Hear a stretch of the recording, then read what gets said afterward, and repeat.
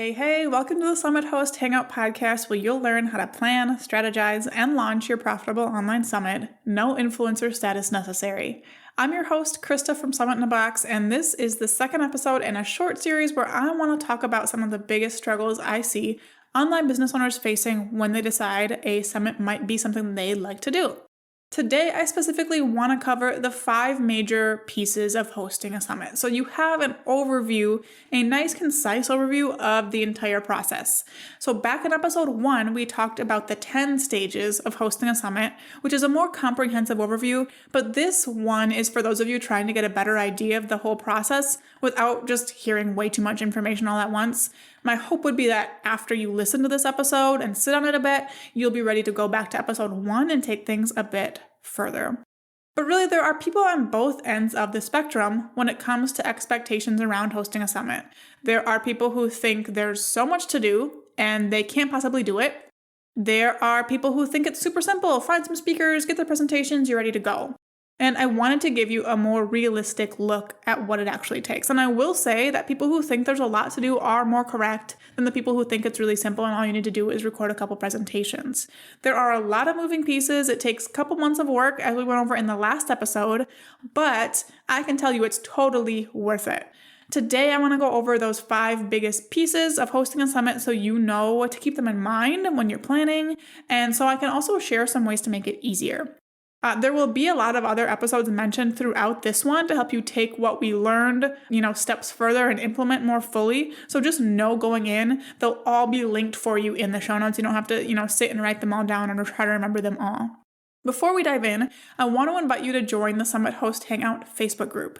This is a group of Summit hosts, whether up and coming or past hosts, who have all come together to get support and to support each other in the summit planning journey. It's a great place to ask questions, get support others, and just feel understood, since people who aren't on this track really don't get it. So join the free group by going to summitinabox.co/community.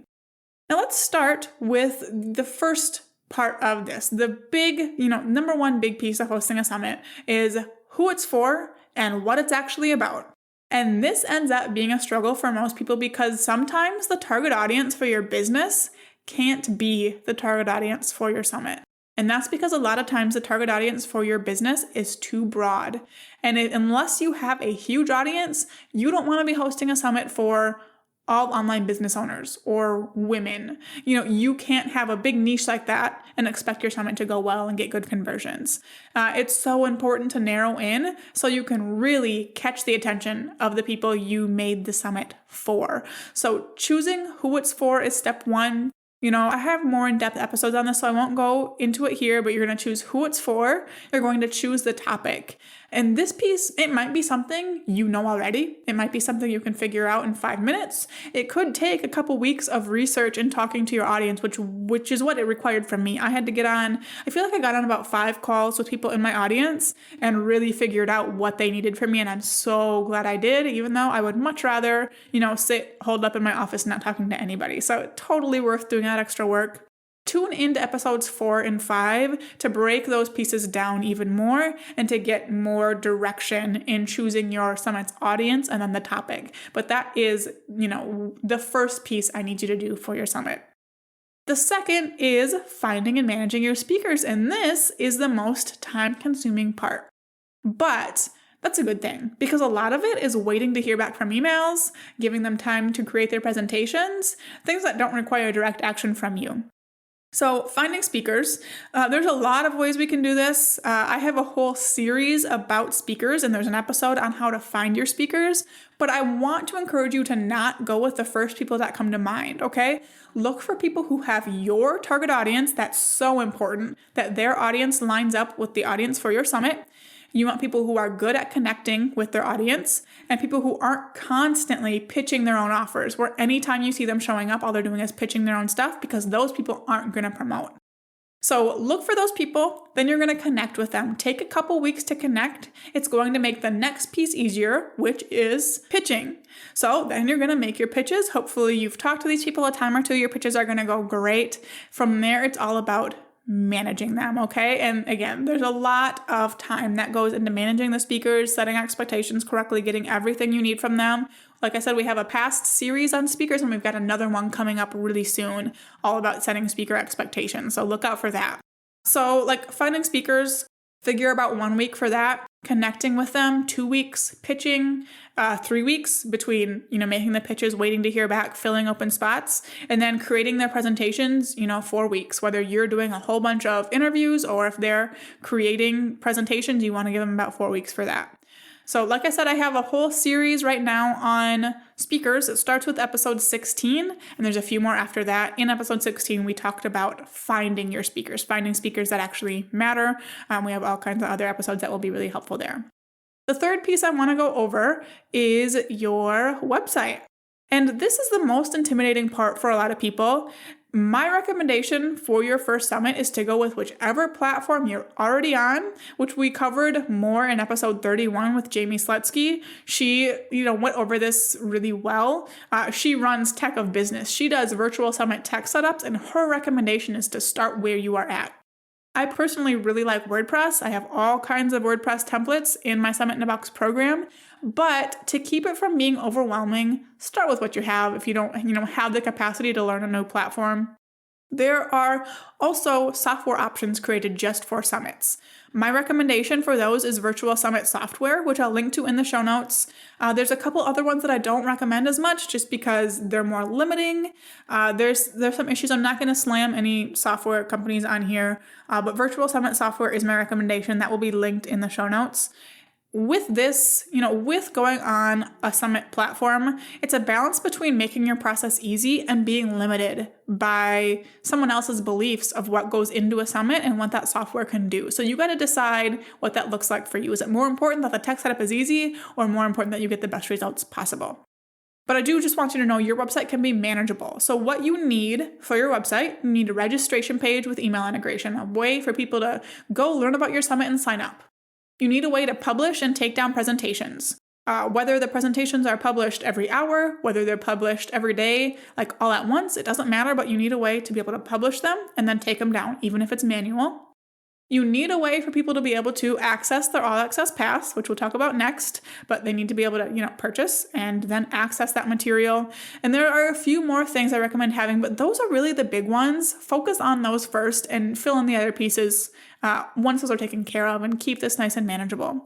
And like I said, you can do that right on your existing website. And the number one reason I hear that people think they need to start a brand new website for their summit is that, they want to be able to have this custom URL. No one's going to care if the links aren't perfect and pretty, all right? So unless you really have the capacity for it, don't worry too much about, that being the one reason you're starting a website from scratch for your summit. So depending on your tech platform, your experience level, how in-depth you choose to go, whether you use my templates or if you're doing it from scratch, this can take you anywhere from a couple of days to several weeks. So you just want to, base your timeline based on your comfort with the tech piece of it. The fourth major piece I want to go over for what goes into a virtual summit is your offer. So after someone registers for your summit for free, they're going to get an offer, which is typically your All Access Pass. Usually inside of an All Access Pass, you're giving them access to presentations for a longer period of time, whether that's a month, a year, lifetime. You're giving them access to those presentations. That's really the only requirement for an All Access Pass. I have a lot more episodes on that, which I will talk about in a minute here. But that's, the basics of an All Access Pass. As for what you need for that, you need a sales page, so something that tells them all about what they're buying. You need a checkout, so they need to be able to check out and purchase that All Access Pass. And then you need a way for them to access the content. So after they purchase the All Access Pass, they need a way to be able to log in or, have links to what they purchased.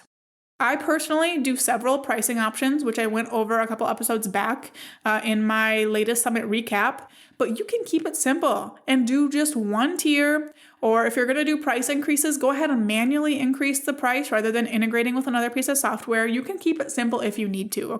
And then usually you can have something like this set up and ready to go within a day or two. If you consider yourself more tech challenged, you might want to give yourself more like a week, but it doesn't really have to be difficult. And I have another episode on selling or monetizing with an All Access Pass. There's a series on that starting in episode 9. So go ahead and check that out. It'll be linked in the show notes. The fifth major piece of your virtual summit is your promotion. Just like anything else, if you want to see the return on something you do, you need to promote it. The size of your audience doesn't matter. You'll promote to your audience, whether it's non-existent or huge. Your speakers will promote. If you have an extra budget, you can always run paid ads, which we have a couple episodes on. But overall, you want to plan for a 2 to 3 week promotion period. For that, you need email copy. So what promo emails will you and your speaker send out to get people signed up? You need social media copy, which can really just be shorter versions of your emails, or sometimes even copy and paste of your emails. And then you need graphics. This can take anywhere from a couple weeks to months, to write all the copy and have graphics made, depending on if you're doing it or if you're outsourcing it and how those timelines look, how quickly you can create content. My Summit in a Box program really speeds up that process for a lot of people because I have all the templates written. Your emails are written and the graphics are designed for you. All you need to do is, add your summit details and, tweak with your colors or any information you need to add. But there is more about promoting your online summit starting in episode 37. There's another little series on it, but it starts in episode 37. And then, of course, after that, we have the step of actually hosting the event. But these are the 5 major pieces of getting your summit ready to go. So that's figuring out who it's for and what it's about, finding and managing your speakers, your website, your offer or your all access pass, and then the promotion. These are the big pieces. These things take time, but they're not impossible. You can do them. You started a business, you can do these things. You already do these things, just, in a different capacity. You just need to plan for it. I have all kinds of resources to make these things easy. Check out those other podcast episodes. The Summit Host Hangout Facebook group is a great place to ask questions and get support when you're feeling lost or overwhelmed. And like I said, all the related episodes I mentioned will be linked in the show notes. Thank you so much for tuning into this episode. For show notes and resources mentioned, head to summithosthangout.com/063. In the next episode, I have a really exciting announcement that has been in the works for over a year, so be sure to tune in for that. Now go out and take action to plan, strategize, and launch your profitable online summit.